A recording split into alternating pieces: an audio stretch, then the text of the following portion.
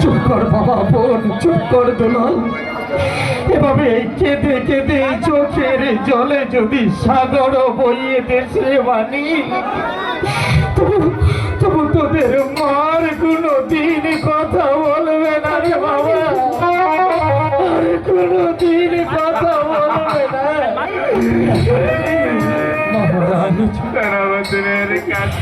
আপনাও যদি আপনার দুলালের সাথে এমনি ভাবে ভেঙে পড়ুন, তাহলে এই মাতৃহারা দুটি সন্তান আপনার দুলালকে কে সান্ত্বনা দেবেন মহারাজ? তাই বলছি, আপনার দুলালকে নিয়ে আমাদের পক্ষে যান। আমি দেবী রানী রাজ লক্ষ্মীর মৃতদেহ করে সৎকারের ব্যবস্থা করি মহারাজ। ঠিক আছে, সেনাপতি মীর কাছে রানী রাজ লক্ষ্মীর সৎকারের দায়িত্ব আমি আপনার উপর দিয়ে আপনার দুলালকে নিয়ে চলে যাচ্ছি।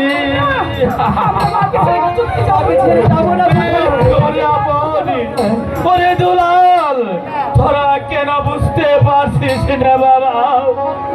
তোদের মাঝে আর কোনো দিন ফিরে আসবে আমরা বিশ্বাস করি না।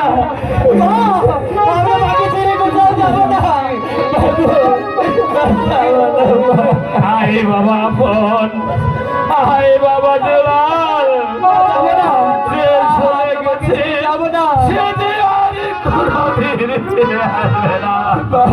মহারাজ, সত্যি সত্যি দেবী রানী রাজ লক্ষ্মী আমাদেরকে সেনাপতি মীর কাছে মহারাজ রানী রাজ লক্ষ্মীর সৎকার যেন সুন্দর সুষ্ঠুভাবে হয়, আমি আপন হারে দুলালকে নিয়ে চলে যাচ্ছি।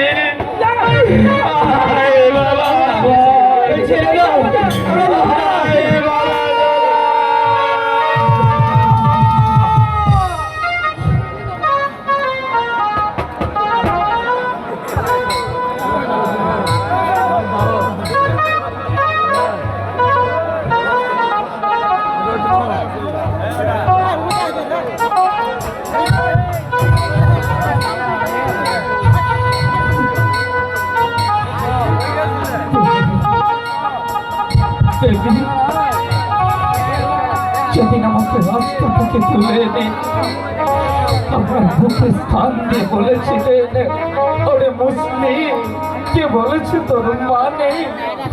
আজ থেকে আমি তোর মা।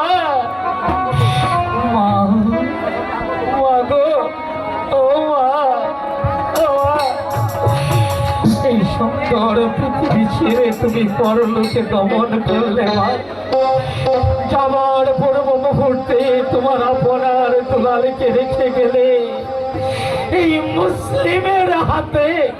মাগো, তুমি স্বর্গ থেকে শুধু এই মুসলিমের জন্য আশীর্বাদ করো, আমি যেন পারি তোমার দেওয়া প্রত্যেকটি দায়িত্ব অক্ষরে অক্ষরে পালন করতে।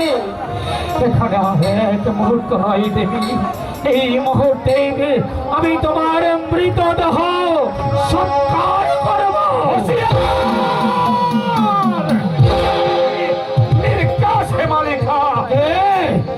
কে তুমি? আমি মন্ত্রী জং বাহাদুর। মন্ত্রী বাহাদুর, আপনি হঠাৎ এখানে কি মনে করে তুমি দেবী রানী রাজ লক্ষ্মীর দেহ স্পর্শ করো? কিন্তু কেন? তবে যদি দেবী রানী রাজ লক্ষ্মীর দেহ স্পর্শ করো, তাহলে দেবী রানী রাজ লক্ষ্মীর দেহ পবিত্র হয়ে যাবে, সে কোনোদিন স্বর্গে যেতে পারবে না।